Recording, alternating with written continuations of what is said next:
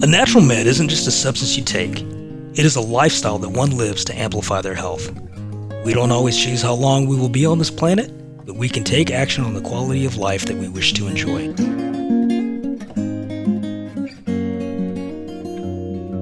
The Natural Med podcast interviews different professionals and experts who look at improving the quality of health so they can live a more fulfilling life. Whether that be physically, mentally, emotionally, financially, or spiritually, we discover the secrets to their own journey and the small steps individuals can take on a daily basis to improve the quality of their life.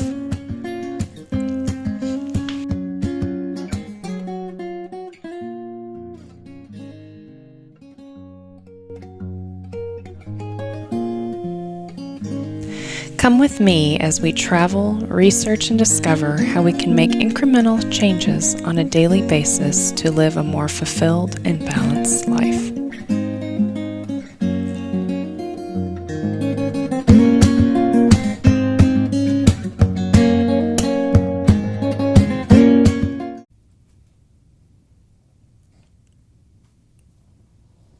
Hello, everyone, and welcome to the Natural Med podcast.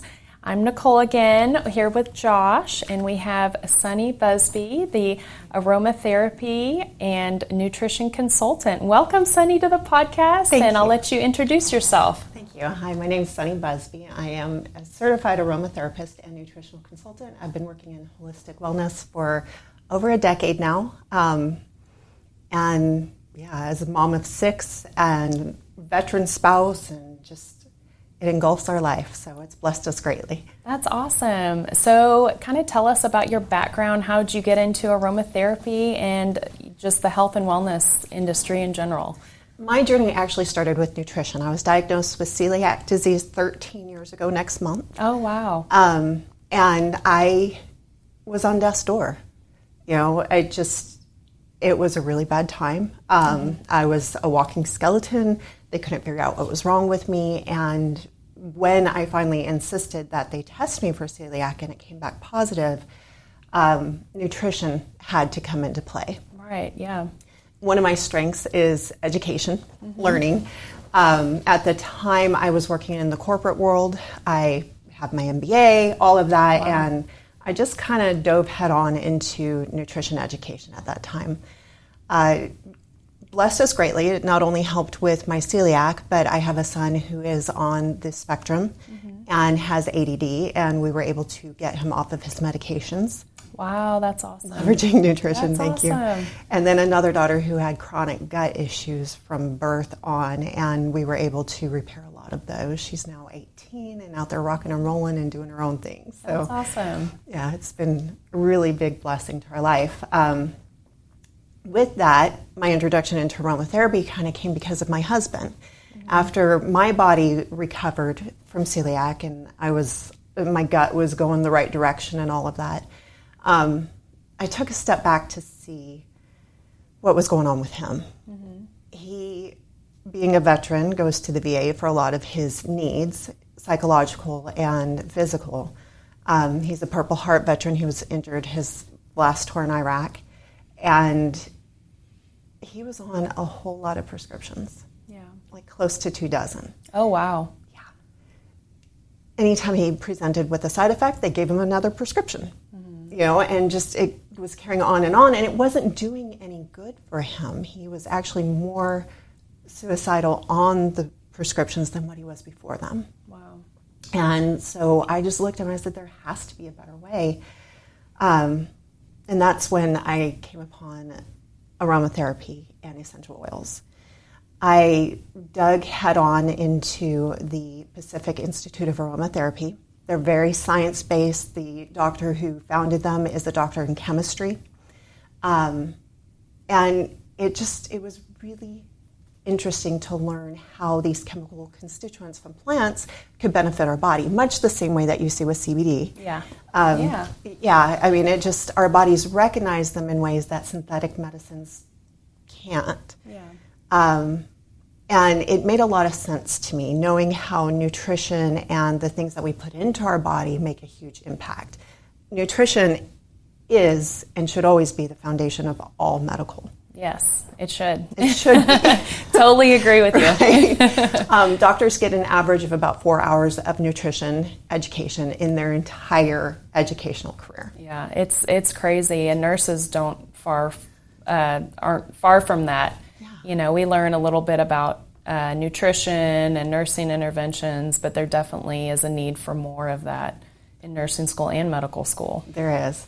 I'm currently working on my Master's of Science in Clinical Nutrition. Oh, nice. So in addition to the certifications that I have and the experience, and it's really fascinating how micronutrients and macronutrients interact with every part of our cell and all of that. But as an aromatherapist, one of the things that I often teach is everything that we breathe in, everything we put on our skin, and everything that we put into our body is either benefiting wellness or adding to illness.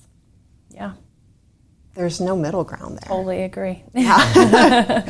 So, you know, I'm not against allopathic medicine. Allopathic medicine has played a huge part in our life as well. Gosh, this is totally sidetracking. What is allopathic medicine? Because I don't know. Okay, that's a good question. Allopathic medicine in the holistic world is how we refer to synthetic medicines, more Americanized medicine. Like Western medicine. Yeah, Western medicines. Yeah. I say Americanized. A lot of my professors have actually come from out of the country and are now teaching in the U.S., and I appreciate their perspectives because doctors who receive their education in Canada or in Iraq or, you know, other places, other countries, have a completely different perspective on how we should treat patients than doctors who received 100% of their medical information here. And I'm sure it's the same in the nursing world. Oh, yeah. But, yeah, we've had some interesting discussions because of that. But my son, where I was going, Western medicine was necessary in our family. Well, it's been necessary in a few different ways, but most specifically, April 23rd, 2021, so not quite a year and a half ago, my son was hit head-on by a drunk driver, my oldest. Wow. He had both of his legs completely crushed. He had to have both of his femurs completely rebuilt. He suffered from pulmonary embolisms, blood clots in the lungs, had to be intubated, was in the ICU for 2 weeks, was in the hospital for 2 solid months before we got to bring him home. There's a lot I can do with nutrition and essential oils, but I couldn't fix his legs. Yeah. You know, we needed the Western medicine for that, so I'm not against it. But there came a point where, because he was intubated, one of the things that you see a lot when you have an intubated patient is what? You kind of get confused sometimes, and you know there's a lot of things that can happen. There's a lot of things, but infections. Infections, definitely. Weakness. So he came down with antibiotic-resistant pneumonia. Oh, wow. On top of the pulmonary embolisms and all of that. And, wow. Knowing it was antibiotic-resistant meant that what the doctors had to offer him in the hospital would not be fully effective. So that's when Mama kicked into gear. So fortunately, when we got the phone call, he was out in Odessa at the time, and when we got the phone call, one of the last things I grabbed was what I call my apothecary. I've got a big bag where I carry a huge chunk of my essential oils, not all of them, but a little bit of everything, and it's the perfect medicine bag. And I just happened to pause long enough to go, I need that. And so I grabbed it on my way out the door, and when that came up, I pulled up some peer-reviewed journals, and I opened it up, and I showed the doctor. I said, okay, this is what you do, but this is what I do. And here's some proof that if we work together, it's going to work better than if you just do what you do or if I just do what I do. And that's what you see a lot when you look at medical studies, is that working together is more effective than doing separate. So that's why doing what you do plus being a nurse makes absolute sense, because we need both. Yes. We do, and it's a big deal. But with that, 3 days later, he started testing clear of the pneumonia. His ICU doctor looked at me and said, I've never seen someone overcome an infection that quickly. Wow. You know, oils. they work. And it was a great, great blessing. More recently, earlier this year, my mom was diagnosed with erythroid leukemia, which is one of the most aggressive forms of leukemia. Now, I have a number of clients who have worked with me for a long time who have leukemia, different kinds of leukemia though, and we're able to manage that holistically. Some of them have never had chemo or any type of Western medicine during their treatment, and we're years and years into their progress, and they're still doing well. We didn't have that luxury with my mom's. Erythroid leukemia, I don't know. What kind of nursing do you do? So I'm a flight nurse, so I do critical care and emergency medicine, trauma. The kind of stuff that my son and my nephew was in the car with him, so both of them benefited from your skill set, which is great. I greatly appreciate. Oncology, of course, is a different monster. Oh, it is, yes. I unfortunately don't know too much about oncology just because I've never worked in that department or field. So That's actually one of my first long-term clients was a cancer patient. Wow. Yeah, and I had no idea where that journey would take me when she brought me into her care. It's blessed me with the opportunity to work with Mayo Clinic, with Johns Hopkins. I've worked with MD Anderson in Houston. And so when my mom was diagnosed back in February, I looked at her doctor at Medical City, Dallas, which is one of the best oncology facilities in all the U.S. Anyway, so I was grateful that she was here and we were able to go there. Yeah. But I looked at her doctor, who is an amazing, amazing oncologist, and I said, okay, so you know what you do, but I know what I do, and here's my history. And I didn't even get everything out. He just nodded at me and he said, you take care of your mom. And he allowed me to incorporate what I do into what he does, and she needed both. Yeah. She did. Her expectancy was only 6 weeks when she was diagnosed. We got 11. It's not a long time, but it's almost double what the expectancy was at diagnosis. So that's a lot. Yeah. Double is a lot. And nutrition was at the foundation of that too, but incorporating the essential oils and knowing that she had multiple avenues of medicine that were benefiting her was such a huge blessing. Wow. So, yeah. That's awesome. That's so cool. I just, I see that a lot from our customers that come in, and then just what we talk about on this podcast is it's not just one thing or another with your health. Like it's a holistic approach, the nutrition part and moving your body and your mental health. And then I'm just so excited to learn more about essential oils and everything. I know a little bit about it, but super excited to learn more about it and everything. I know, essential oils have been around for a while. Thousands of years. But tell us a little bit about like the history of essential oils and, what people have been using them for thousands of years. And, why are they so popular now today? I think there's a really strong movement to move back to our roots. I think people are starting to wake up that science is ever changing.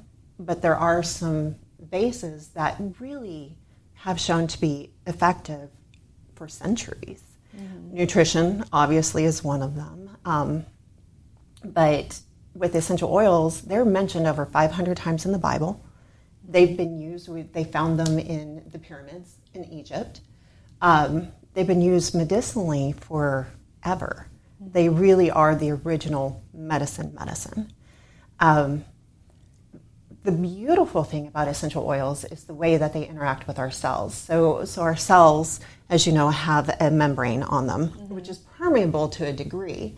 But when they see something that is synthetic or not beneficial, they firm up. Yeah. And that's where a lot of our inflammation comes from. So synthetic medicine, synthetic products, all the things that we expose ourselves to, the chemicals that are just unnatural. And essential oils are chemical constituents of plants. So obviously I'm not against chemicals in general, but knowing natural chemicals from synthetic chemicals makes a big difference.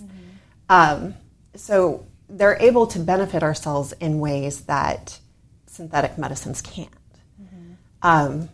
Conversations that I have a lot, what happens when you go to the doctor and you have a cold? What do they tell you?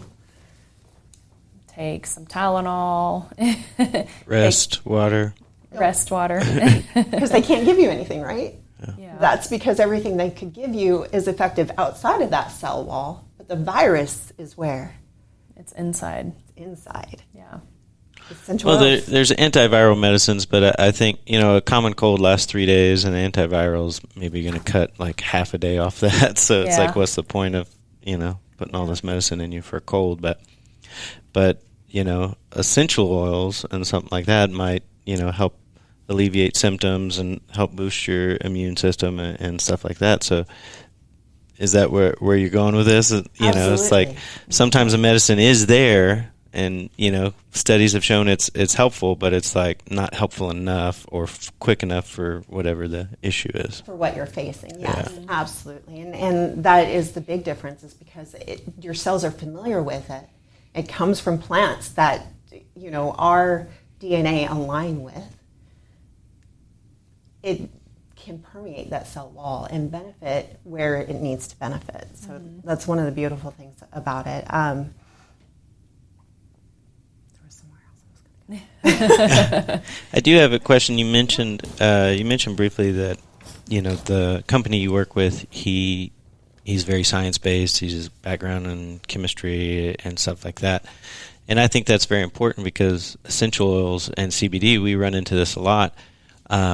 People overpromise a lot and claim the moon, like, oh, this is going to heal you, this is going to whatever, and the science approach to it, and a balanced approach to it seems to me like you're going to go further than just the people, even other CBD companies and stuff will claim stuff, and we hear it and we're like, oh my goodness, like, I'm like, don't ever say that in our store, that, there's no proof for that, like, they're just claiming stuff to claim it. And I don't know, us personally, with the store, I'm like, I'm not okay with that, and I'm sure like you pick this company for a reason and the chemistry background and stuff like the that. science behind it. Yeah, and that was specifically the school that I attended.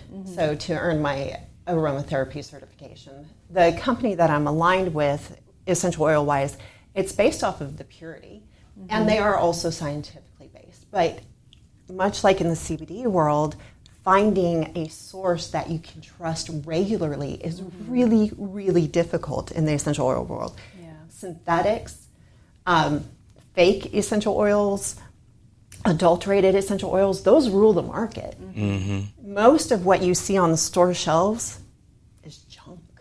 And how do you tell the difference between, because there's expensive essential oils and then there's some that are not as expensive, but how do you would assume that a higher quality would be more expensive, but then how do you know? Sometimes. Yeah. Sometimes. I've seen rose essential oil go for hundreds of dollars, and it's not real. Wow. So there's different forms of testing that essential oils can go under in order to test the purity. The most common is the I'm tripping over my tongue now. It's a big word, GCMC. But they run it through different machines, and they see, okay, these are the basic chemical constituents that we expect from this plant. We're not seeing anything off. Cool. There are more tests that can be done on essential oils. I know in the CBD world, my hesitation in using CBD for a long time was the fact that there was nobody testing. Yeah. Nobody. Yeah, and that was a big thing when we opened up. We were like, we're only going to go with products that have the third-party lab testing so that you know exactly what's in the CBD product. Because you can go into the gas station, even some of the grocery stores, and they're like, CBD, and it's like, do you know where this came from? Is this, because the hemp plant, the cannabis plant, I mean, it grows like a weed. That's why they call it weed. And so, but it absorbs a lot of the nutrients and the toxins in the soil. And so if you're not testing that, you don't know, what's in your plant and what's not. So it's the same way in the essential oil world. Yeah. Absolutely. And so those third-party tests make a huge difference. And so finding somebody that not only has the third-party testing regularly, but also shares it is really, really important. Now, the problem with a lot of the essential oil companies on the market is they'll show you, look, our lavender tested pure, buy our lavender. Cool. But is that what's in my bottle? Yeah. Is that the exact batch that I'm getting? Yeah. Do they have the lot number on there and everything? That's what we have to do with our CBD. It has to have the lot number, and then you have the lab results that have the same lot number and everything. Yeah.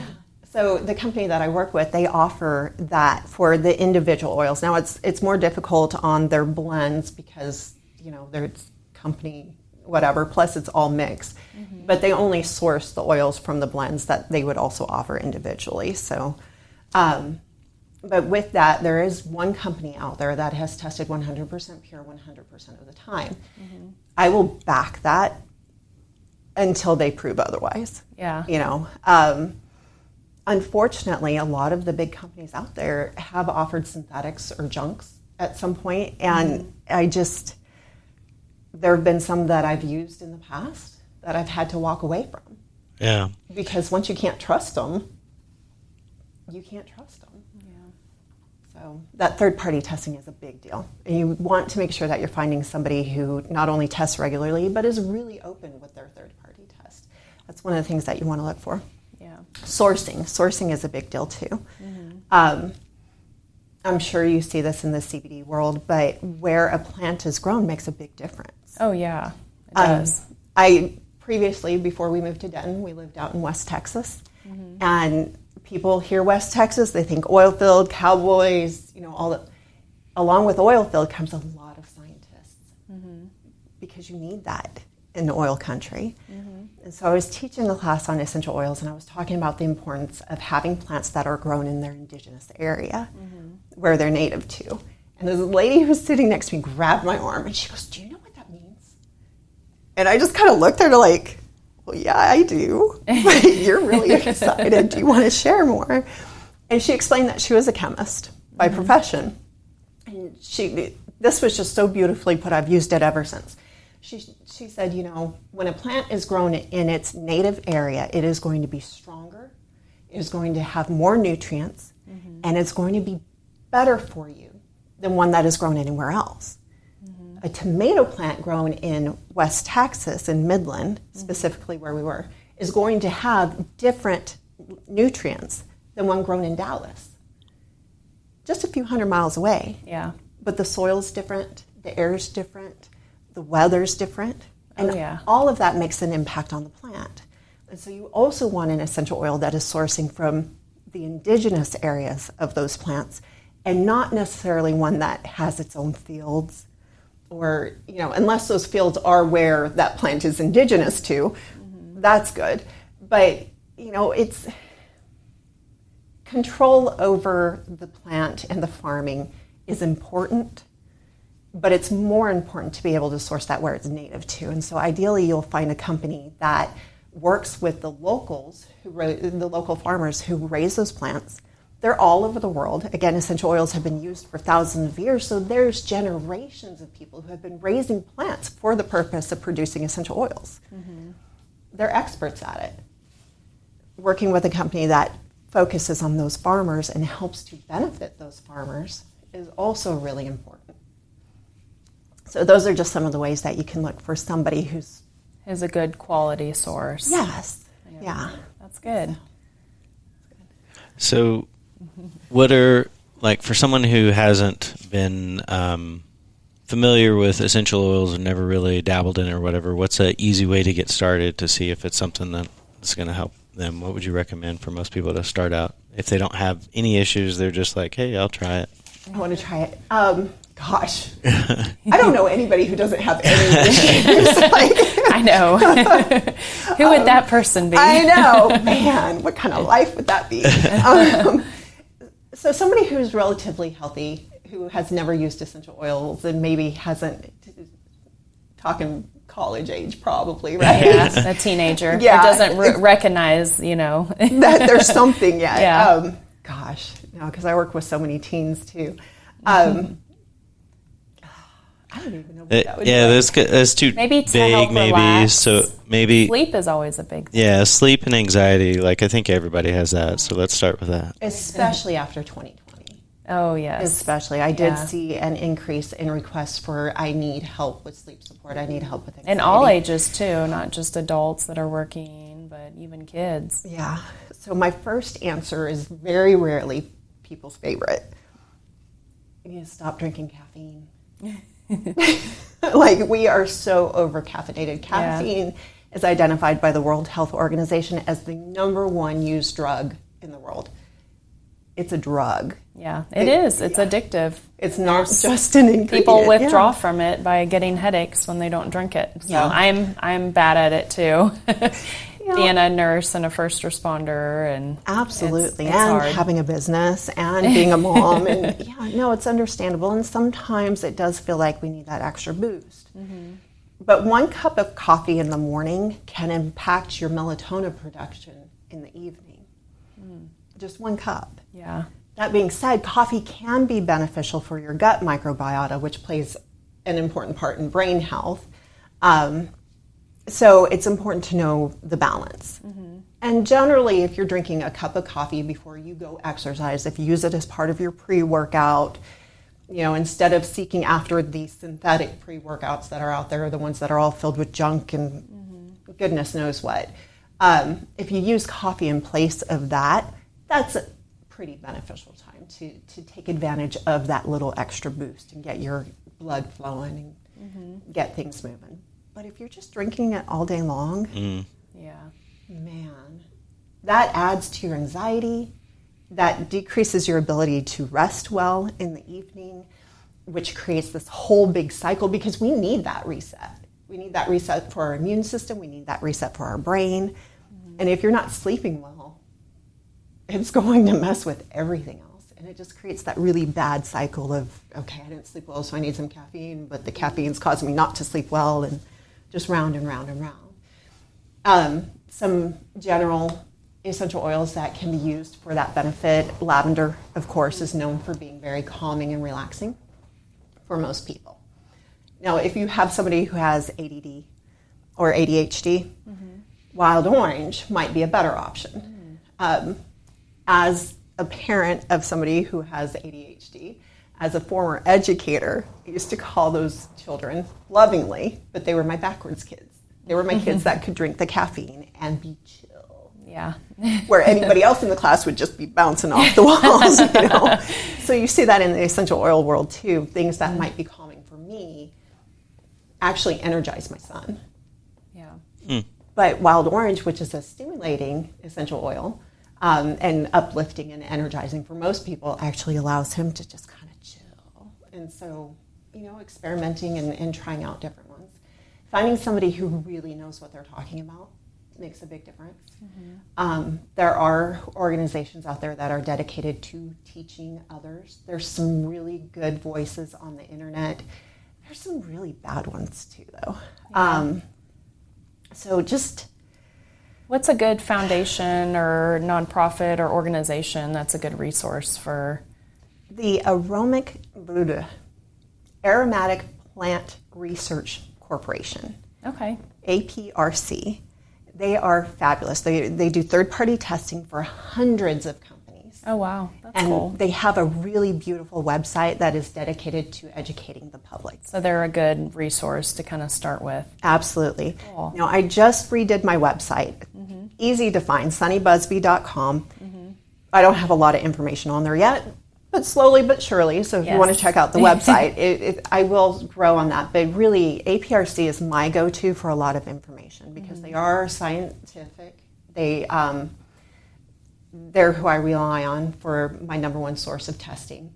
They're the ones that I heard them in a conference one time, and they were talking about the 500 companies that they ran through and how only one came out with no synthetics and no adulterations. Only one. Wow. Yeah.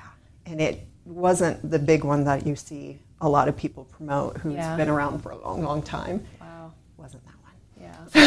So, which is sad because when I was first introduced to essential oils, those old reliable companies are the ones that I leaned on too. Yeah. Yeah. Yeah, I think what happens sometimes is, you run out of product, and then you're having sourcing issues, and then you start cutting corners because you have the demand, and these companies don't realize that when they're doing that, they're just obliterating any trust you have in them anymore. Because then all it takes is, oh, well, this isn't working like it was before, and then boom, you don't trust that company anymore. And so in the long term, they just hurt themselves most likely. And we've run into that some with CBD too. It's like, oh, the consistency of this product has dropped. And it's like, hey, do we want to look at replacing this and not have it in our store anymore? Because that once you said it earlier, once you've blown trust, it's hard to get that back. So 100%. And these are products that I'm not just trusting my life with, Yeah. because it does make an impact on your life.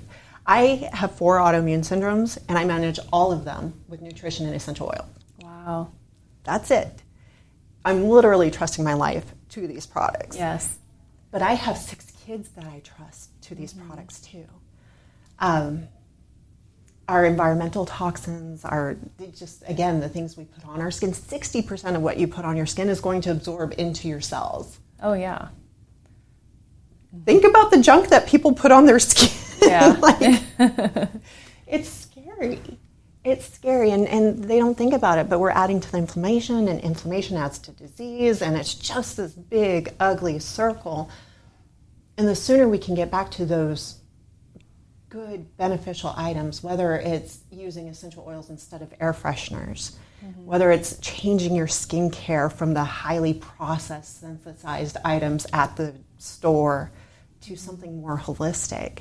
The things you put in your body, things you put in the air, and the things you put on your skin, again, are either adding to wellness or adding to disease. Yeah.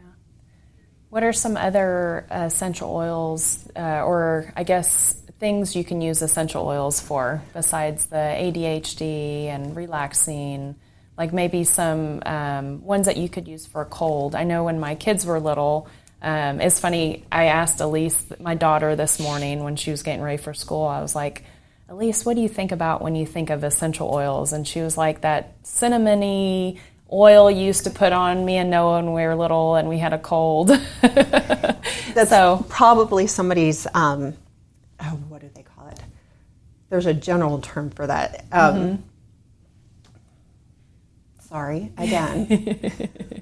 It made her think of that. Yes. She thought of whenever she had a cold when they were little, I'd kind of mix some different essential oils and coconut oil and kind of rub it on their chest and the soles of their feet and everything. So every major essential oil company has a blend that they call their protective blend, and Yes. that's probably what Yeah. you used on them. Yeah.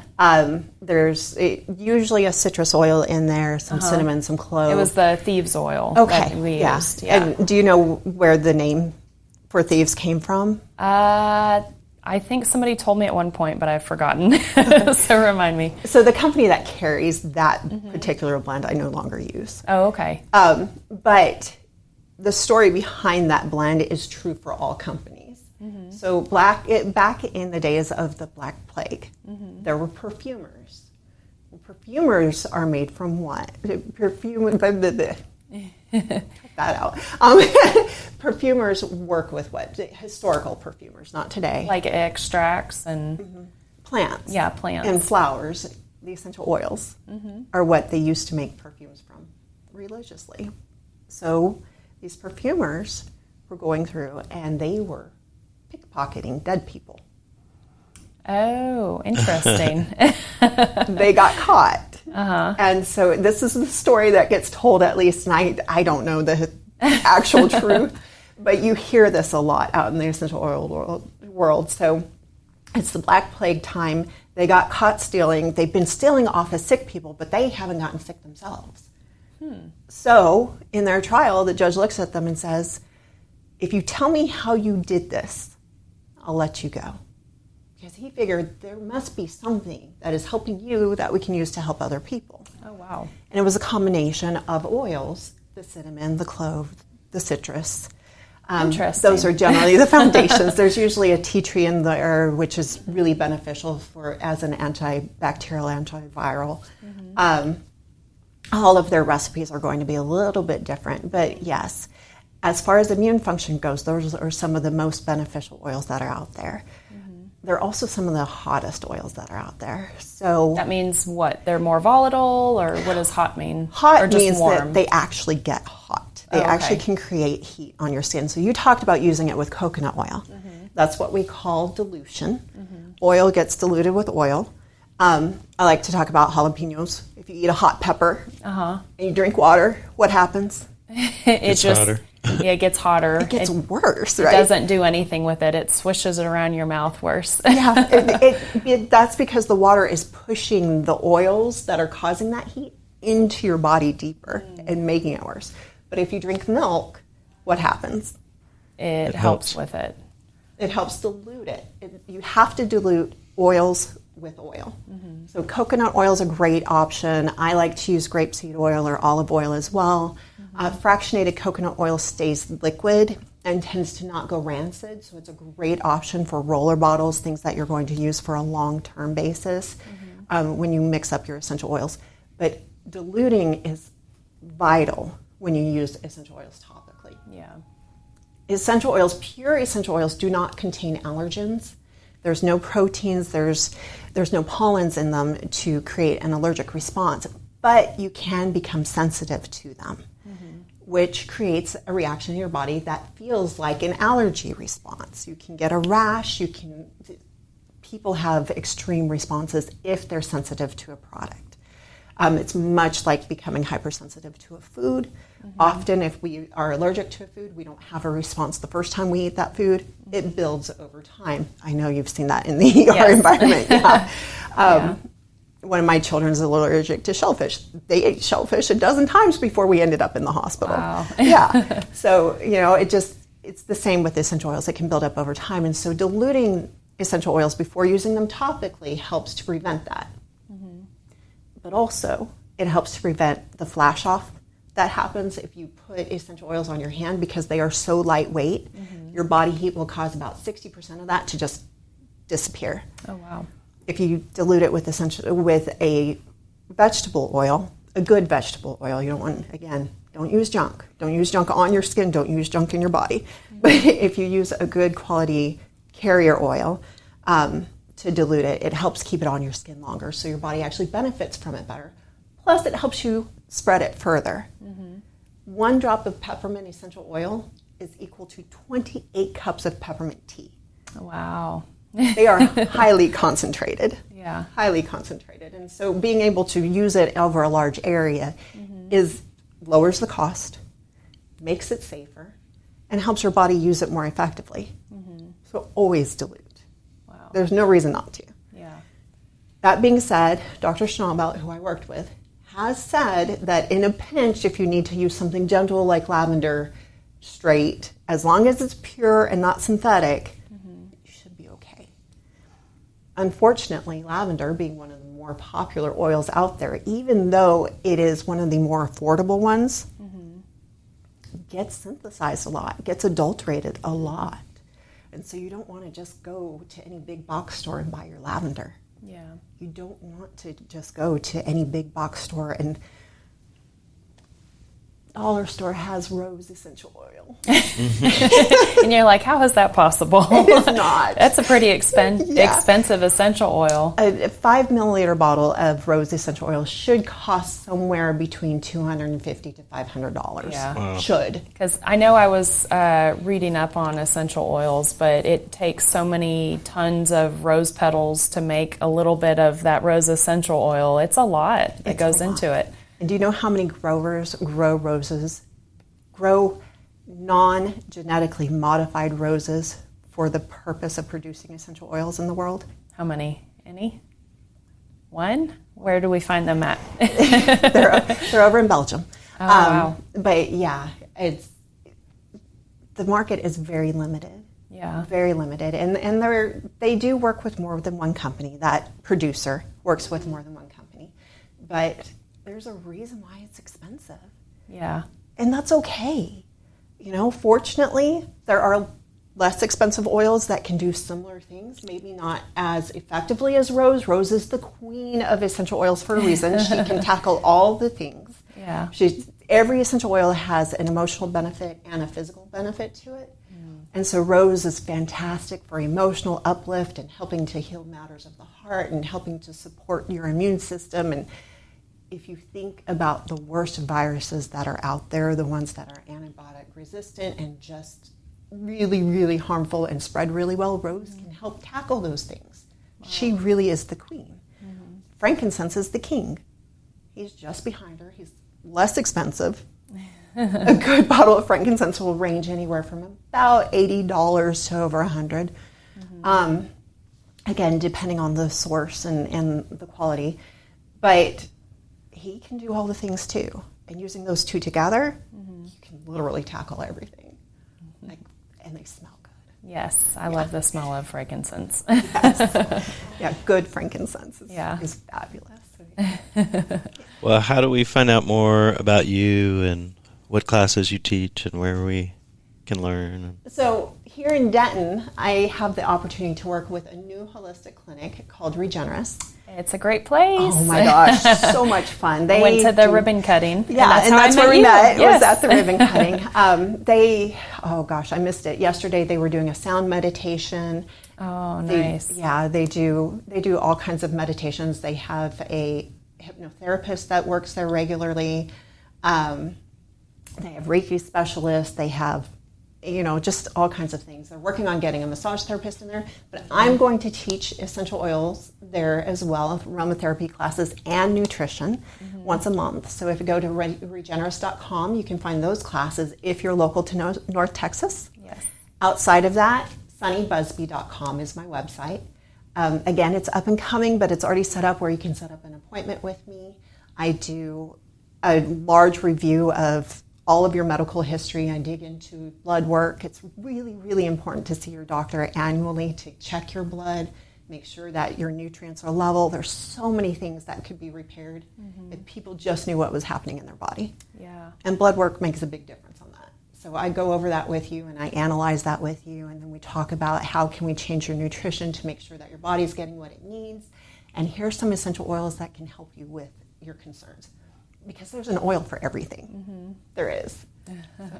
That's awesome. And do you sell essential oils on your website? Can we buy them through your website? Yes. Well, you can not directly through my website because I like to individualize packages and make sure that people are getting what they need and know how to use them. Yes. Yeah. So when I work with people, I do try to educate them first before just letting them go directly to my oil website. Yeah. But yes, I can sell you oils directly. Okay. Awesome.